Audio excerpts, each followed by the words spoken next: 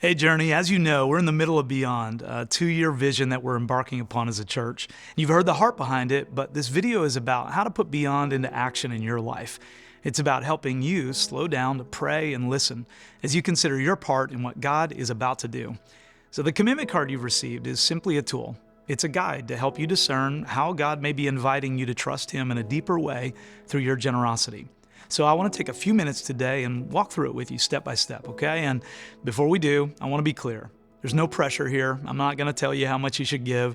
This is about you hearing from God and responding with faith. And when you look at the card, you'll see that one side is laid out like a worksheet. Now, you don't have to fill out every line, but each line is designed to help you pray and process this thoughtfully and honestly. And first, it asks what you normally give in a year. So this includes everything you already give here. Tithes, offerings like Christmas or Easter, any ongoing Journey City giving. And if you're not sure what that number is, you can always check your online giving, your annual giving statement, or last year's tax return. And for some of us, this first line will be easy to fill out. We know what we give. For others, you may still be at the beginning of your giving journey, and that's okay. Whatever this looks like for you, once you fill that in, pause for a moment. Acknowledge and celebrate whatever generosity is already evident in your life, because that is a work of God in you.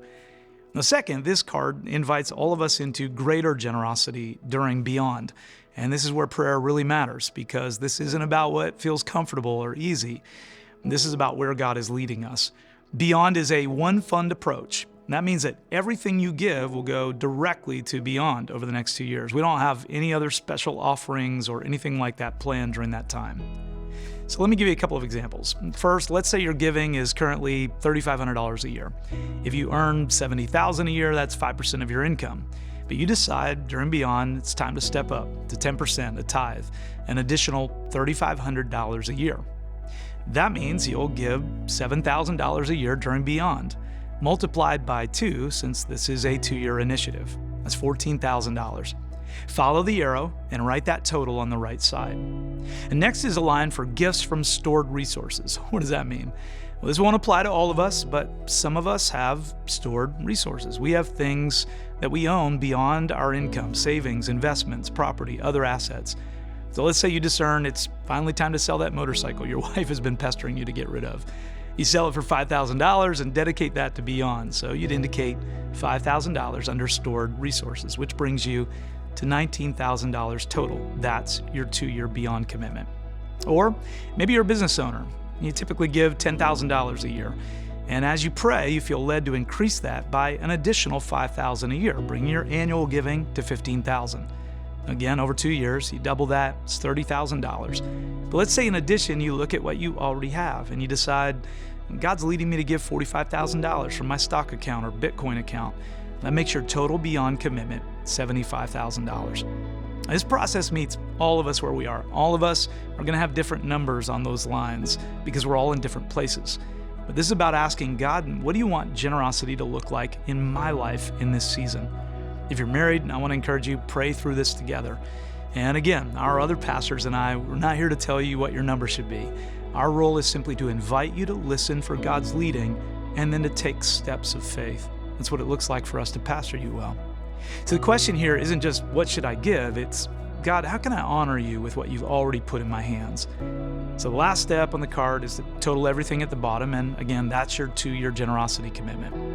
You'll also notice a giving chart on the other side of the card that's meant to be a helpful reference for what it would look like for all of us to respond by faith together. What would it take for our church to reach this goal? Now, your specific amount may not be there, and that's all right. This is just a tool to help you prayerfully decide your response. Now, before you finalize anything on the card, make some space and ask God a few simple questions. It's between you and Him. God, does this reflect trust in my life? Does this seem like obedience to you? Does this align with what I sense you're asking of me? That's the spiritual work, and it matters. So over the coming weeks, you'll have opportunities to turn in your commitment card whenever you're ready. And I want you to know that Susie and I have walked through this same process. We prayed, listened to God, and we made a commitment, just like I'm inviting you to do. And the reason is because we believe God is able, through His mighty power at work within us, to accomplish infinitely more than we ask or think. So Journey, take your time, pray, trust God, and then let's all of us step in faith toward where God is leading us. Let's go beyond together for the sake of the circle.